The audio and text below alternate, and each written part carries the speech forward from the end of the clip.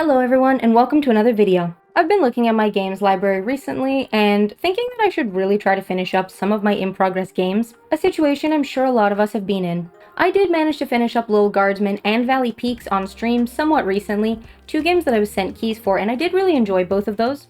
But unfortunately that's only scratching the surface of my in-progress games, so I thought today I'd maybe go through the list and talk about some of the games I plan to come back to, and some that I'll likely be leaving unfinished. Really quickly, I want to say that this is just going to be my views on the game and my personal experience. It's not meant to be any sort of objective review or any sort of indication of whether you should play the game. It's just my personal thoughts. So with that said, let's kick things off with Bear and Breakfast. I've actually wanted to talk about my thoughts on Bear and Breakfast for a while. It was part of the inspiration for making this video. Quick summary of the game: Bear and Breakfast is a cozy management game where you play as a bear in the woods who ends up in charge of several hospitality venues. I really wanted to love this game when it came out. I feel like it had such a good premise and like a great cozy art style to go along with it. But after I played it for a little, I found that it was too grindy and more managerial than I was hoping for, and the pacing felt a little bit off. It was pretty story heavy, but none of the story really pulled me in, so it was kind of just there. I'd be grinding along, running my B&Bs, and then have to do lots of story bits that didn't feel very interesting or engaging to me. I also found navigating the map to be weirdly difficult. It felt like there were loads of arbitrary obstacles that were present for no discernible reason. I'm fine with physical obstacles in a game if they're intentional to make navigation difficult for a particular level or theme or story point, but this was just kind of annoying and in the way. It's kind of a smaller point, but on top of everything else, it really bugged me. I was just hoping for a lighter management game with cozy decor elements and cute forest characters, and so sadly I will not be finishing Bear and Breakfast. Next up, we've got Moonstone Island. If you haven't heard of it, Moonstone Island is a deck building collectible game with farming and life sim elements. I've really been loving Moonstone Island. It's got a lot of game elements that I really enjoy, including deck building strategy combat as well as cute creatures to meet and befriend. As with a few games that I've been playing on stream recently, I do want to kind of hold off on playing it until I really feel like playing it again,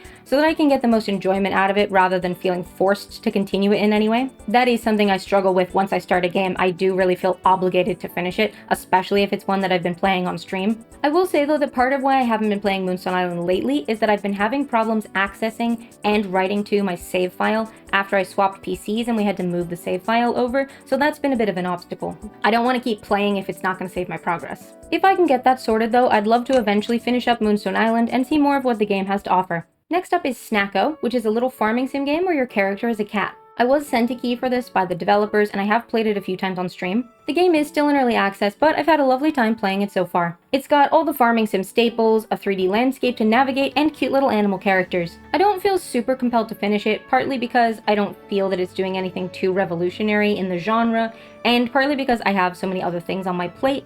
I'm gonna put this down as a probably not, but I have enjoyed the bits I've played so far, so who knows. Up next is Spiritfarer. If you haven't heard of it, Spiritfarer is a cozy and story-rich management game where you play as the new ferry master to deceased souls. I know that maybe sounds kind of morbid, but it is a really charming and cozy game in a lot of ways. I started playing Spiritfarer on stream a little while ago, I think over a year now, but I never finished it, and it's been a while since I've gone back to it. With a beautiful hand-drawn art style, a wonderful soundtrack and atmosphere, and super rich story, this game has a lot going for it. As with so many things, a lot of the reason I haven't picked it back up is that I just have so many other things on the go, and this is not a light game. I would eventually like to finish it on stream since that's where I started my playthrough, so it will largely depend on what my schedule is looking like, but it's high on the list of games to come back to and finish. Up next is a very well-loved title, so I hope I don't get in any trouble for this, but it's Hollow Knight. For those who don't know, Hollow Knight is an action-adventure game with platformer, Metroidvania, and Souls-like elements, and it's yet another game that I started on stream and then never finished. Now, let me say, objectively, I think Hollow Knight is an excellent game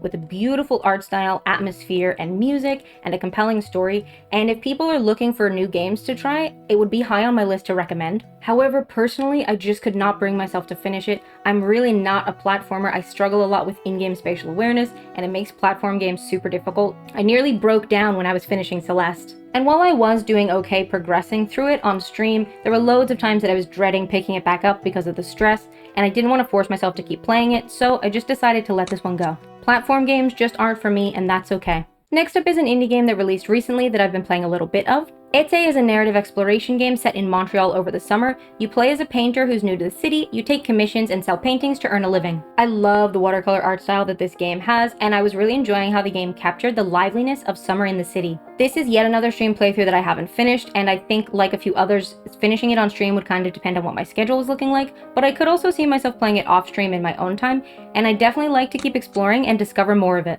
Hi everyone, editing me here. The way I completely forgot about Fae Farm when I was prepping for and recording this video, oh my gosh. If that alone isn't a clear enough indicator, Fae Farm really did not hit for me. In theory, a farming sim with magical elements and cute chibi characters sounds great, and I also like that it had options for more inclusive character design and pronouns. But then the story wasn't super compelling. I found some of the mechanics and UI elements to be weird and counterintuitive, and the relationships and characters were so lacking that it kind of flopped for me. So no, I will not be finishing Fae Farm. Up next we have Ooblets, which is a cozy creature collection game with farming and life sim elements. I absolutely loved Ooblets, from the cute characters to the slight deck building mechanics to the music and dance battles. To celebrate the game's release in autumn of 2022, some stream friends and I hosted our own event called Octooblets, so I streamed a bunch of the game during that month, and I kind of got a bit Oobletsed out. So I put it down for a little while, and then life got in the way, and I never really picked it back up. Ooblets does tick a lot of boxes for me, as I've said, but I'm not necessarily feeling a pull to go back and finish the game, so even though I love the Ooblets, I'm gonna put this one down as a probably not. The last one on my list for today is Pokemon Legends Arceus, which was a recent installment in the Pokemon franchise. If you know me at all, you'll know that I am a huge fan of Pokemon, and I liked that this game was doing something a little bit different to their usual formula for the mainline games. I liked the focus on doing research and the ways that wild Pokemon responded to and interacted with the player, and I felt that the overall premise of the game was good. I wanted to love Pokemon Legends Arceus, and I just didn't. Looking back, I don't know exactly what it was and how much of it was down to aspects of the game itself versus external reasons like life just getting in the way, but the game really didn't grab me, and I do not have any drive to go back and finish it. I will say though that I will almost certainly be trying the next installment of the Legends series when it inevitably comes out, because as I've said, I'm a big fan of Pokemon and I just gotta give it a go. And who knows, maybe I'll love the next one. And that's my list. Sort of. Technically, that's not the entirety of my unfinished games. There are a couple of games that I've tried once as part of an incentive or something and then decided it wasn't for me, but I'm only really including games that I sat down to play more than once. I'm also not including games where I've finished the main chunk of gameplay, but I might go back for another playthrough if it's got branching storylines, or might go back for achievements, like What the Car, for example, which I was playing recently on stream, or some of my faves, Slay the Spire or Dwarf Romantic. I obviously haven't 100%ed those in terms of all the achievements and such, but I wouldn't class them as unfinished. Of course, the completionist in me wants to say that I'll go back and finish them all at some point, but I know realistically that's not going to be the case, and that's okay. So yeah, that's my main in-progress games and whether I'll be finishing them or not. Thank you all so much for watching this video and spending some time with me today. This video was a little different to my other content so far, so if you enjoyed it, then let me know. If you have thoughts, of course, feel free to share them in the comments. And remember to subscribe if you want to see more content from me. Please make sure you're staying hydrated and taking care of yourselves in general, and I'll see you in another video. Bye everyone!